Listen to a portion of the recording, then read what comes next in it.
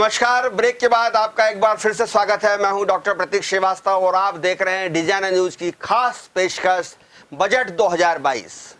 सुबह से लगातार हम बजट के बारे में आपको जानकारियां दे रहे हैं, बजट की हर खबर को आप तक पहुंचा रहे हैं, बजट के हर आंकड़े को हमने आपके सामने पहुंचाने की कोशिश की है और सारी परत दर परत बजट की हमने खोली है और कोशिश की है कि आम जन तक, आम किसान तक, आम वर्ग तक बजट आम लोगों की भाषा में पहुंच सके। इसके लिए हमारे साथ लगातार एक के बाद एक बहुत सारे एक्सपर्ट जुड़े हैं। चार्टर्ड अकाउंटेंट थे, अर्थशास्त्री थे, पत्रकार थे, उद्योगपति थे, विभिन्न विषयों के जानकार थे, विभिन्न क्षेत्रों के जुड़े हुए एक्सपर्ट थे और उन सब के साथ मिलकर हमने आपके सामने बजट की मीमांसा करने की कोशिश की है, बजट का विश्लेषण करने की कोशिश की। अब मेरे साथ मौजूद हैं अर्थशास्त्र के वरिष्ठ जानकार, वरिष्ठ अर्थशास्त्री, देश भर के लब्ध प्रतिष्ठित लेखक, अनेक पत्र पत्रिकाओं में जो आर्थिक विषयों पर लेखन करते हैं, बजट के जो एक्सपर्ट माने जाते हैं और जिनका बजट विश्लेषण भारत के अनेकों अखबारों में प्रकाशित होता है। डॉक्टर जयंतीलाल भंडारी, आपका बहुत स्वागत है। भंडारी जी, बजट निर्मला सीतारमण का ये चौथा बजट, मोदी सरकार का 7वां बजट, कोई नया कर नहीं, चुनाव की आहट, चुनाव के दरमियान हमने पहले भी चर्चा की थी जब हम बजट का प्रीव्यू कर रहे थे, चुनाव का असर है, दिखाई दे रहा है, कोई नया कर नहीं और सभी क्षेत्रों को साधने की, सभी वर्गों को साधने की कोशिश। आप इस बजट की कैसे मीमांसा करेंगे?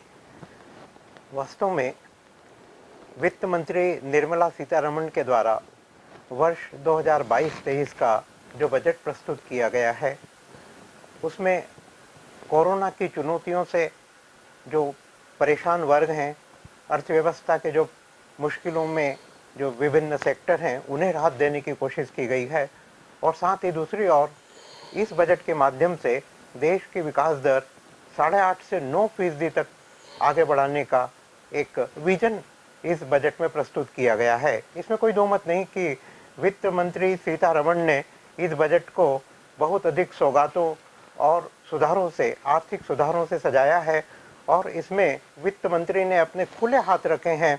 उन्होंने खुली मुट्ठियों से राजकोषीय घाटे के 6.4% तक यह बजट को आगे बढ़ाया है और उन्होंने कोई चिंताएं नहीं की हैं, क्योंकि वे इकोनॉमी को एक बूस्टर डोज देना चाहती हैं इस बजट के माध्यम से और वो उनकी जो कल्पनाएं पूर्व में भी वो बताती रही हैं, वे इस बजट के माध्यम से साकार होती हुई दिखाई रही है और कोरोना की चुनौतियों के बाद अर्थव्यवस्था को गतिशील करने के लिए एक महत्वपूर्ण प्रावधानों वाला बजट यह उभर कर दिखाई दे रहा है। डॉक्टर भंडारी, आप बड़े अर्थशास्त्री हैं और अर्थशास्त्र को आप कक्षाओं में भी पढ़ाते हैं और जमीन पर भी आप देखते हैं। मैं एक लेमेन की तरह, एक सामान्य आदमी के कुछ सवाल हैं वो आपसे करना चाहता हूँ जी। और मैं चाहूँगा कि एक अर्थशास्त्री के नाते उनका जवाब मिले। आम आदमी का सबसे पहला सवाल ये है, अगर मैं ये कहूँ कि ये मुकदमा है आपका आम आदमी की तरफ से, तो पहला सवाल ये है आम आदमी का, क्या मुझे, आम आदमी को, मैं कॉमन मैन हूँ, मध्यम वर्गीय हूँ, निम्न मध्यम वर्गीय हूँ, क्या मुझे महंगाई से राहत मिलेगी? निश्चित रूप से आम आदमी की 3 अनिवार्य आवश्यकताएं हैं जिसके बारे में वो हरदम सोचता है और जिनके कारण उसकी चिंताएं भी बनी रहती हैं। ये 3 अनिवार्य आवश्यकताएं हैं, रोटी, कपड़ा और मकान। इस बजट के माध्यम से खेती और किसानी को जिस तरह से प्रोत्साहन दिया गया है, उससे निश्चित रूप से खाद्यान्न का उत्पादन रिकॉर्ड स्तर के ऊपर पहुंचेगा और खाद्यान्न सस्ते होंगे। इस बजट के माध्यम से कपड़ा क्षेत्र को, टेक्सटाइल इंडस्ट्री को बड़े राहत के प्रावधान किए गए हैं और उनसे कपड़े भी, आम आदमी का कपड़ा भी सस्ता होगा। और जहां तक मकानों की बात है, इस बजट के माध्यम से पीएम आवास योजना के तहत 80 लाख छोटे कम कीमत के मकानों, आवासों की व्यवस्था सुनिश्चित की गई है। तो एक आम आदमी के बारे में ये 3 महत्वपूर्ण बातें हैं। इसके अलावा गरीबों के कल्याण की जो सामाजिक विकास की योजनाएं हैं, वे भी पिछले बजट की तुलना में इस बजट में अधिक उभर कर दिखाई दे रही हैं। भंडारी जी, दूसरा सवाल देश के नौजवानों की तरफ से। देश के नौजवान बेरोजगारी से परेशान हैं और जिस तरह से रेलवे परीक्षा के बाद हंगामा हुआ, उससे देश के नौजवानों का मूड समझा जा सकता है। क्या ये बजट रोजगार बढ़ाने वाला, युवाओं को नौकरी देने वाला है? यद्यपि बजट में सीधे कोई रोजगार की नई योजना का ऐलान नहीं किया गया, लेकिन अप्रत्यक्ष रूप से इस बजट के माध्यम से लाखों नौकरियां सृजित करने की कल्पनाएं की गई हैं और ख़ास तौर से ये जो नौकरियां होंगी, और सामान्यतः जो नौकरियां होती हैं, सामान्यतः जो रोजगार होता है, वो पूंजीगत व्यय से, पूंजीगत व्यय बुनियादी ढांचे पर किया जाता है और वहाँ से फिर रोजगार उभर कर दिखाई देते हैं, वे उफनते हुए दिखाई दे रहे हैं। और इस बार वित्त मंत्री ने पूंजीगत व्यय के लिए 7.5 लाख करोड़ रुपए की व्यवस्थाएं की गई हैं, जो आज़ादी के बाद से अब तक किसी भी बजट के अंदर इतनी बड़ी मात्रा में नहीं रहा है। तो 7.5 लाख करोड़ रुपए से बुनियादी ढांचा है, इसमें रेलवे भी हैं, सड़कें भी हैं, बांध भी हैं और सारे निर्माण कार्य इसके अंतर्गत शामिल किए गए हैं और वे इस तरह से गतिशील किए जाएंगे कि करीब 60 लाख नई नौकरियां इससे सृजित होगी। एक बात। दूसरी बात, इस नए बजट के माध्यम से स्टार्टअप को प्रोत्साहन दिया गया है। स्टार्टअप पूरी दुनिया में भारत तीसरे क्रम पे है और ये कहा जा रहा है कि 1-2 सालों के अंदर भारत दुनिया में सबसे बड़ा स्टार्टअप रखने वाला देश बन जाएगा। तो स्टार्टअप को प्रोत्साहन दिए गए हैं और जो विभिन्न प्रकार की छूटें अभी मार्च 2022 तक के लिए है, उन्हें बढ़ाकर 31 मार्च 2023 तक के लिए किया गया है। तो ये एक बहुत महत्वपूर्ण आधार है कि पूंजीगत व्यय को बढ़ाकर नई रोजगार की जो योजनाएं हैं उनके लिए प्रावधान किए जा रहे हैं। प्रत्यक्ष रूप से रोजगार की कोई योजना नहीं है, लेकिन अप्रत्यक्ष रूप से पूंजीगत व्यय बढ़ाकर और ढांचागत विकास की योजनाओं में नए रोजगार के अवसर निर्मित किए जाने के लिए प्रावधान किए गए।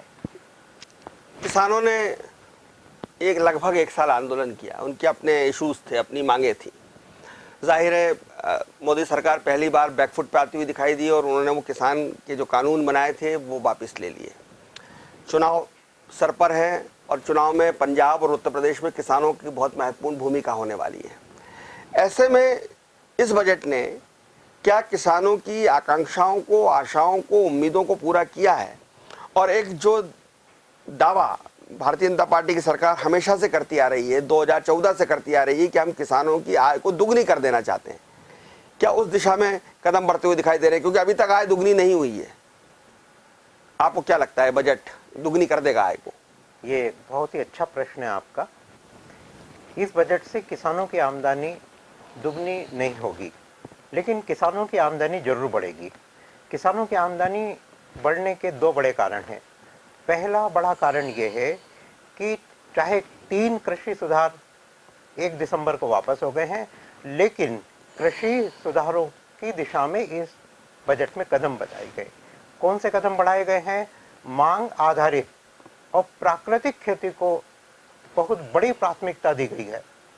विविधीकरण, फसलों के विविधीकरण की बात इस बजट के में कही गई है और सबसे खास बात ये कि जो किसानों की एक बड़ी मांग है, न्यूनतम समर्थन मूल्य SMP, ये न्यूनतम समर्थन मूल्य, न्यूनतम सपोर्ट प्राइस, इसकी चिंता किसानों को सबसे ज़्यादा है। इस बार के बजट में न्यूनतम समर्थन मूल्य के लिए विभिन्न 23 फसलों के, हमारे देश में 23 फसलों के लिए न्यूनतम समर्थन मूल्य सरकार के द्वारा घोषित किए जाते हैं और उनकी पूरी तरह से खरीदी के लिए सरकार तैयार रहती है। इस बजट में पहली बार 2.37 लाख करोड़ रुपए न्यूनतम समर्थन मूल्य पर विभिन्न 23 फसलों की खरीदी के लिए रखे गए हैं। तो ये भी एक बजट का महत्वपूर्ण है। इसके बाद में हम देखें कि इस बजट में एग्रीकल्चर सेक्टर में रिसर्च बढ़ाने के लिए प्रावधान है। एग्रीकल्चर सेक्टर में रिसर्च, और देश और दुनिया में जिस तरह से कृषि बदल रही है उसके मद्देनज़र एग्रीकल्चर यूनिवर्सिटी के अंदर जो उनके कोर्स होते हैं, जो उनके छोटे छोटे डिजिटल कोर्स भी चलाए जा रहे हैं, उनमें भी परिवर्तन के लिए इस बजट के माध्यम से प्रावधान किए गए हैं। तो सरकार खेती को लाभप्रद बनाना चाहती है। सरकार ने इस बजट के माध्यम से एक और बड़ा काम किया है कि किसानों की गैर कृषि आय बढ़ जाए। ऐसे हर बार कोशिश होती है, लेकिन इस बजट में ज़्यादा प्रावधान है। ये प्रावधान बागवानी पे भी है, ये प्रावधान पोल्ट्री के ऊपर भी है, ये प्रावधान मत्स्य पालन के ऊपर भी है। तो किसानों की आमदनी बढ़ाने के लिए प्रयास हो रहा है, लेकिन इस बजट के माध्यम से किसानों की आमदनी दुगनी होगी, ऐसा संभव नहीं दिखाई दे रहा है। डॉक्टर भंडारी, जब हम प्रीव्यू पे बात कर रहे थे, बजट के पूर्व हम जब समीक्षा कर रहे थे, तब आपने कहा था कि इस बार जो है आयकर की स्लैब्स में कुछ परिवर्तन होगा, कुछ छूट की सीमा बढ़ाई जा सकती है। जो सैलरीड क्लास के लोग हैं, मिडिल क्लास के लोग हैं, मेरे जैसे लोग, वो ये उम्मीद कर रहे थे कि आयकर की छूट की सीमा कुछ बढ़ाई जाएगी, लेकिन आयकर की छूट की सीमा में कोई परिवर्तन नहीं हुआ और ये पिछले 8 साल से कोई परिवर्तन नहीं। 8 साल पहले जो छूट दी गई थी तब से वही छूट चल रही है। क्या मध्यम वर्ग और वेतनभोगी चला जा रहा है, उसके साथ न्याय नहीं हो पा रहा है? निसंदेह इस बजट में जहां सभी वर्गों के लिए हम बात करें कि चाहे वो युवा वर्ग है, महिला वर्ग है, किसान है, गरीब है, मजदूर हैं, सभी वर्गों के लिए, उद्योग कारोबार सभी वर्गों के लिए इसमें प्रावधान है, इसमें कोई दो मत नहीं। लेकिन वास्तव में जो छोटे आयकरदाता हैं और जो मध्यम वर्ग के लोग हैं, उन्हें जो इनकम टैक्स से राहत की अपेक्षाएं थी, वे अपेक्षाएं पूरी होते हुए नहीं दिखाई दी हैं। ये कल्पना की जा रही थी कि जो इनकम टैक्स के ऊपर जो छूट की सीमा है, जो 2.5 लाख रुपए है, उसको बढ़ाकर 4 लाख रुपए तक किया जाएगा, लेकिन ऐसा नहीं हुआ। ये भी अपेक्षा की जा रही थी कि 80C के अंतर्गत जो छूट 1.5 लाख रुपए की होती है, उसे बढ़ाकर 2.5 लाख किया जाएगा, क्योंकि लोग बचत कर सकेंगे। लोग अभी बड़ी मुश्किल से लोगों की कमाई होती है और उस कमाई से बचत के लिए लोगों को प्रोत्साहन देना जरूरी दिखाई दे रहा था, लेकिन ये भी इस बजट के अंदर नहीं हुआ है। और ये एक ऐसा पक्ष है जिससे देश के छोटे आयकरदाता और मध्यम वर्ग के करोड़ों लोग कहीं मायूस होते हुए जरूर दिखाई दे रहे हैं। बहुत बड़ा सवाल ये है कि जो गरीबी की रेखा के नीचे लोग रहते हैं, लगभग एग्जैक्ट आंकड़ा तो आप बता पाएंगे, लगभग 40 करोड़ लोग जो हैं भारत में गरीबी की रेखा के नीचे रहते हैं, जो 16, 18, 20, 22, 25 रुपए रोज कमाते हैं। और जो निम्न मध्यम वर्गीय को भी अगर हम जोड़ लें तो ये आंकड़ा लगभग 60 करोड़ के करीब हो जाता है। ये बजट गरीबी की रेखा के नीचे रहने वाले और निम्न मध्यम वर्गीय लोगों के लिए ये बजट क्या आशा की किरण लेकर आता हुआ दिखाई दे रहा है? हमारे देश में इस समय 80 करोड़ लोगों को निःशुल्क खाद्यान्न दिया जा रहा है। ये खाद्यान्न अप्रैल 2020 से अब तक लगातार दिया जा रहा है और ये कहा गया है कि अभी मार्च 2022 तक ये चलेगा। लेकिन इस जो प्रावधान है, मार्च 2022 तक के प्रावधान को आगे बढ़ाए जाने की भी संभावना है, क्योंकि अभी भी महंगाई की स्थिति दिख रही है और महंगाई के कारण जो गरीब वर्ग है वो परेशानी का अनुभव करता है। गरीब वर्ग के लिए इस बजट के अंदर सामाजिक कल्याण से संबंधित योजनाएं और महिलाओं से संबंधित आंगनवाड़ी की योजनाएं, और जो सबसे महत्वपूर्ण इस बजट का एक पक्ष है वो है पोषण 2 इसके माध्यम से महिलाओं के लिए और गरीब वर्ग के लिए। अभी हमारे देश में गरीब वर्ग की जितनी मुश्किलें हैं, खासतौर से पोषण से संबंधित जो मुश्किलें हैं, उसको दूर करने के लिए इस बजट में पोषण 2 के ऊपर बहुत अधिक आवंटन किया गया है, ताकि कुपोषण की दूर हो और लोगों की गरीबी में भी कमी आई। ये एक बजट का बहुत उभरता हुआ परिदृश्य दिखाई देता है। डॉक्टर भंडारी, ये कहा जाता है कि जो हमारा भारतीय अर्थव्यवस्था है वो आज भी 40% कृषि पर है, उसकी हमने बात कर ली, लेकिन बाकी की जो अर्थव्यवस्था है वो MSME का उसमें बड़ा महत्वपूर्ण रोल है, जिसको हम सूक्ष्म एवं लघु उद्योग बोलते हैं, जो हमारे कुटीर उद्योग हैं, हमारे हट इंडस्ट्रीज हैं, और इसमें बहुत सारे लोग काम कर रहे हैं, गांवों के बहुत सारे लोग काम कर रहे हैं, गरीब तबके के लोग बहुत सारे काम कर रहे हैं। क्या ये बजट MSME की तरफ ध्यान दे रहा है? क्या ये बजट में MSME के लिए कुछ प्रोत्साहन है? निसंदेह ये बजट में MSME, लघु और मध्यम उद्योगों के लिए प्रोत्साहन है और बड़े महत्वपूर्ण प्रोत्साहन है। इस बजट में वित्त मंत्री ने MSME को 2 लाख करोड़ रुपए विशेष आवंटन किए गए हैं। ये आवंटन इसलिए किए गए हैं कि आत्मनिर्भर भारत के अभियान के तहत छोटे और कुटीर उद्योग आगे बढ़ें, और ये भी व्यवस्था की गई है कि इन उद्योगों का निर्यात भी बढ़े। तो इन महत्वपूर्ण मदों के लिए 2 लाख करोड़ रुपए रखे गए हैं। एक बात और महत्वपूर्ण है कि जो MSME है, उनके माध्यम से देश में करीब 12 करोड़ लोगों को रोजगार मिला हुआ है। तो ये रोजगार बढ़ाने वाला एक महत्वपूर्ण संसाधन सरकार के द्वारा माना जाता है, इसलिए इसको इस बजट में राहत और विशेष प्रावधानों के साथ आगे बढ़ाया है। और ये मान्यता है कि MSME के प्रोत्साहन से नई नौकरियों को और नए रोजगार को भी आगे बढ़ाने में मदद मिलेगी। सर, मैं ये आना चाहता हूँ आपसे कि मनरेगा में पिछली बार की तुलना में इस बार राशि कम की, खाद सब्सिडी में, फर्टिलाइजर सब्सिडी में राशि कम की, किसानों की उपज खरीदने के लिए जो पैसे रखे जाते थे उसमें राशि कम की, इसके पीछे सोच क्या है? किसानों की फसल खरीदने के लिए जो न्यूनतम समर्थन मूल्य होता है वो पिछले वर्ष की तुलना में अधिक है और 2.37 लाख करोड़ रुपए है, लेकिन सब्सिडी, खाद्यान्न और उर्वरक सब्सिडी के बजट में कमी की गई है। और इसका जो बड़ा कारण है वो WTO, विश्व व्यापार संगठन के द्वारा भारत सरकार को निर्देश दिए गए हैं कि अब नए प्रावधानों के तहत खाद्य और उर्वरक सब्सिडी में कमी की जाना जरूरी है। एक बहुत बड़ी आपत्ति WTO के द्वारा ली गई थी और उसके आधार पे भी इसमें कमी की गई है। दूसरी बात ये भी है कि खाद्य और उर्वरक सब्सिडी अप्रत्यक्ष रूप से लोगों को मिल सके, इसलिए कृषि क्षेत्र में विविध फसलों के उत्पादन को बढ़ाने के लिए प्रयास किया गया है। कृषि अनुसंधान को बढ़ाया गया है ताकि कृषक लाभान्वित हों और ये उर्वरक सब्सिडी के लिए उनकी जो मांग होती है वो कम आए। और इन सब के लिए प्राकृतिक खेती को इस बजट में सबसे अहमियत दी गई है। मनरेगा के बजट में कमी क्यों? जी, मनरेगा के बजट में पिछले साल ये बजट मनरेगा का 73,000 करोड़ रुपए का था। इस बजट में मनरेगा के बजट में कमी है। जैसा मैं सोचता हूँ कि मनरेगा के बजट में कमी का कारण यह है कि 2020 में जब कोरोना काल की शुरुआत हुई तब बहुत बड़ी संख्या में, करोड़ों की संख्या के अंदर बड़े शहरों से, छोटे शहरों से जो श्रमिक थे वे अपने गाँवों में गए। फिर जब दूसरी लहर आई तब उसके गाँव में जाने वाले लोगों की संख्या, श्रमिकों की संख्या कुछ कम हो गई। अब जब तीसरी लहर है तो ऐसे के अंदर शहरों से और औद्योगिक क्षेत्रों से गाँवों की तरफ पलायन करने वाले लोगों की संख्या कम हुई है। तो तुलनात्मक रूप से ये बजट, मनरेगा का बजट इसलिए बढ़ाया गया था कि गाँवों के जो श्रमिक हैं उनको इससे मदद मिले और गाँव में रोजगार मिले, क्योंकि अब शहरों से पलायन कम हो गया है और इस पलायन में अब और कमी आएगी क्योंकि अर्थव्यवस्था आगे बढ़ रही है, उद्योग कारोबार अब गतिशील हो रहे हैं, इसलिए मनरेगा के बजट में कुछ कमी दिखाई दे रही है। स्वास्थ्य एक बड़ा विषय है हमारा और पिछले 2 वर्ष से हम कोविड से, पैंडेमिक से जूझ रहे हैं। तो स्वास्थ्य के सेक्टर में और शिक्षा के सेक्टर में ये दो बहुत महत्वपूर्ण चीज़ें हैं। सरकार क्या करती हुई दिखाई दे रही है? इन दोनों सेक्टर में, बहुत अच्छा प्रश्न आपका, स्वास्थ्य और शिक्षा, इस बजट में दोनों सेक्टर के ऊपर फोकस किया गया है।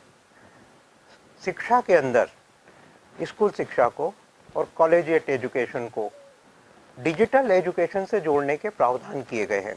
डिजिटल यूनिवर्सिटी की बात कही गई है और ये प्रयास किए गए हैं कि जो स्कूल और कॉलेजों के टीचर्स हैं उनकी ट्रेनिंग में भी डिजिटल एजुकेशन को फोकस किया जाएगा। ये इस बजट के महत्वपूर्ण प्रावधान है और देश की जो नई पीढ़ी है उसको दुनिया की ज़रूरतों के अनुरूप, डिजिटल ज़रूरतों के अनुरूप तैयार किया जाएगा। और जहाँ तक स्वास्थ्य का संबंध है, इस बजट में पिछले बजट की तुलना में स्वास्थ्य क्षेत्र के ऊपर अधिक आवंटन है और ये आवंटन फार्मेसी के लिए भी है और रिसर्च के लिए भी, हेल्थ से संबंधित रिसर्च के लिए, नई लैब्स के लिए, रिसर्च लैब के लिए भी इस बजट में प्रावधान है। तो निश्चित रूप से स्वास्थ्य और शिक्षा ये दोनों ऐसे क्षेत्र हैं जहां इस बजट के अंदर फोकस किया गया है और पिछले बजटों की तुलना में ये प्रायोरिटी स्पष्ट दिखाई दे रही हैं। वित्त मंत्री जी कह रही थी कि वो उनके 7 पावर इंजन हैं। वित्त मंत्री जी ये भी बता रही थी कि शक्ति योजना, प्रधानमंत्री गति शक्ति योजना, ये क्या है? इनके बारे में चाहूँगा कि आप प्रकाश डालें।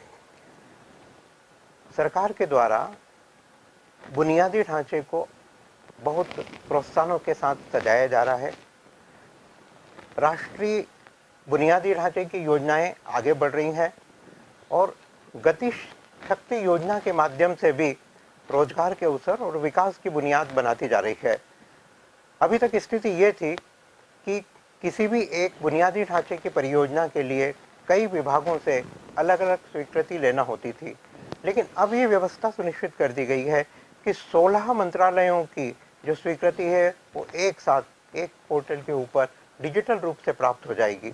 तो सरकार का ये प्रयास है कि इकोनॉमी में गतिशीलता आए और उसके लिए जो कानूनों का बोझ है, जो लेबर कानून है, जो ऐसे कानून हैं जिनसे काम में विलंब होता है, काम में अनिश्चितता बढ़ती है, उन कानूनों के सरलीकरण के ऊपर भी इस बजट में बहुत प्रावधान किए गए हैं।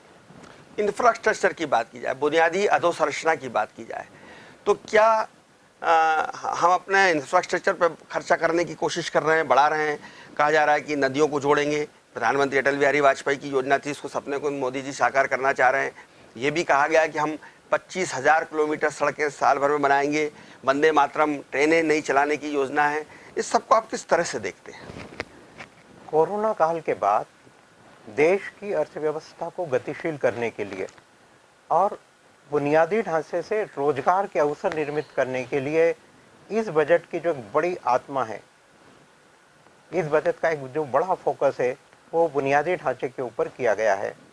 बुनियादी ढांचे के ऊपर इस बजट के अंदर जो प्रावधान किए गए हैं वो पिछले बजट की तुलना में 30% अधिक हैं।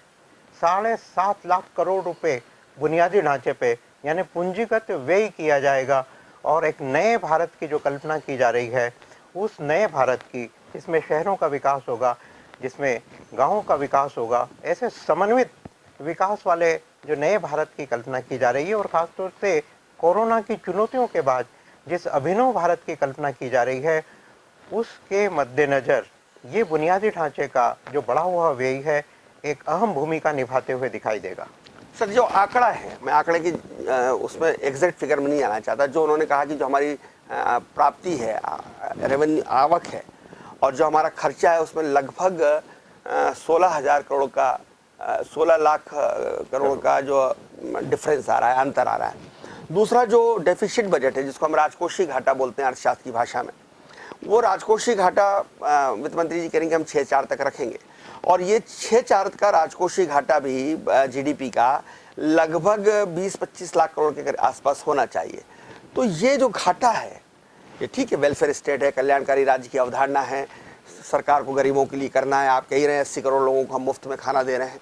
तो ये जो घाटे की पूर्ति कैसे होगी? पैसा खर्च होगा, ये तो दिखा दिया, आएगा कहाँ से? निसंदेह विभिन्न वर्गों को सौगातें दी गई हैं। अर्थव्यवस्था को गतिशील करने के लिए आर्थिक क्षेत्रों को आगे बढ़ाया गया है, कहीं कमी नहीं है। लेकिन अब प्रश्न वास्तव में यही है कि ये पैसा आएगा कहाँ से? पैसा आने के 3 महत्वपूर्ण साधन इस बजट से दिखाई देते हैं। एक बात, इस बजट से विनिवेश, डिसइन्वेस्टमेंट बढ़ाया जाएगा, उससे आमदनी बढ़ाई जाएगी। नंबर 2, इस बजट से प्राइवेटाइजेशन बढ़ाया जाएगा और सरकार को प्राइवेटाइजेशन करने के बाद में सफलताएं मिली हैं। और तीसरा और महत्वपूर्ण है कि संपत्ति का मुद्रीकरण, इसके लिए सरकार ने अलग से योजना भी घोषित कर दी है। तो इनके माध्यम से सरकार के पास में संसाधन बढ़ेंगे। चौथा, इस बजट में एक और महत्वपूर्ण बात की गई है कि करदाता दायरा बढ़ाया जाएगा। अभी तक बहुत बड़ी संख्या में ऐसे लोग हैं जिनकी आमदनी तो अधिक है, जो उद्योग करते हैं, कारोबार करते हैं, लेकिन वे अपनी आमदनी छिपा लेते हैं। इस बजट के माध्यम से ये व्यवस्था सुनिश्चित की गई है कि करदाता का दायरा बढ़ाया जाएगा।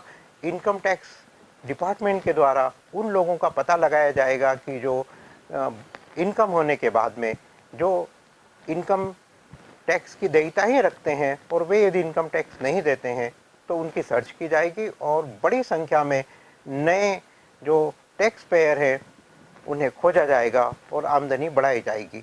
और इन सब के बाद में भी यदि आमदनी में कमी रहती है, व्यय में कमी रहती है, एक रास्ता आप बताना भूल गए या आपने जानबूझकर छुपा लिया।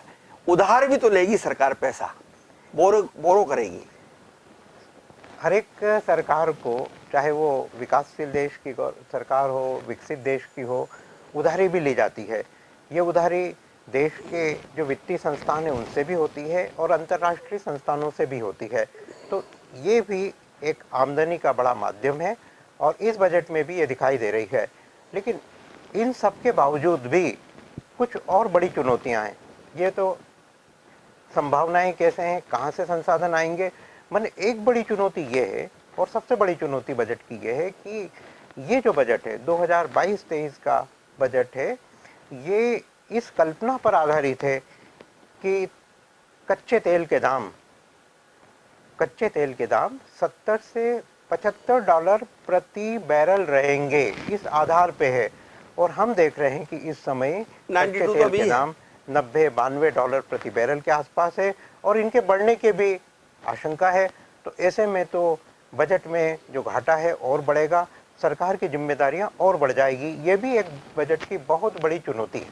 आप अर्थशास्त्री हैं, राजनीति से आपका कोई लेना देना वास्ता नहीं, लेकिन अर्थशास्त्र और राजनीति का बड़ा गहरा संबंध होता है। Bad economics good politics, good economics bad politics, ये आपने पढ़ा है हम लोगों को। मैं ये जानना चाहता हूँ कि इस बजट के बाद यूपी और पंजाब में भाजपा का जो दाव लगा है वो फिट हो जाएगा, भाजपा को इसका बजट का फायदा मिलेगा चुनाव में? यदि 5 राज्यों के विधानसभा चुनावों के मद्देनजर हम इस बजट को देखें तो पहली बात तो ये कि 5 राज्यों के बारे में अलग से कोई घोषणा इस बजट में नहीं की गई है और ऐसी घोषणा नहीं की जाए, ये कहीं चुनाव आयोग का एक नियंत्रण भी था।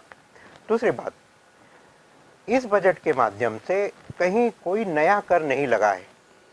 इस बजट के माध्यम से गरीब वर्ग के ऊपर कहीं कोई नए दायित्व बनेंगे, उनके खर्चों में कोई बहुत वृद्धि हो जाएगी, ऐसा भी नहीं है। तो ये जो पूरे देश को फायदे मिलेंगे वो इन 5 राज्यों के लोगों को भी मिलेंगे, लेकिन इन 5 राज्यों के चुनाव के मद्देनजर कोई विशेष लोक लुभावन घोषणा इस बजट में नहीं है। आखिरी सवाल, आप शिक्षक हैं, वैल्यूशन आपसे करवाऊंगा, हर बार करवाता हूं बजट में, कि इस बजट में अगर वित्त मंत्री जी को आपको 10 में से नंबर देना पड़े तो आप कितने देंगे? निश्चित रूप से बहुत अच्छा बजट है। कोरोना की चुनौतियों के बाद इससे अच्छा बजट नहीं हो सकता था और वित्त मंत्री को 10 में से 9 मार्क्स इस बजट के लिए जरूर दिए जाने चाहिए। ये तो विशेष योग्यता के साथ वो पास हो गई। बहुत धन्यवाद डॉक्टर जयंतीलाल भंडारी। जिस बजट को 10 में से 9 नंबर मिलते हो एक बड़े और ख्यातनाम अर्थशास्त्री के हाथ से, तो फिर मैं कह सकता हूं कि निश्चित रूप से ये बजट जनता की अपेक्षाओं पे खरा उतरेगा।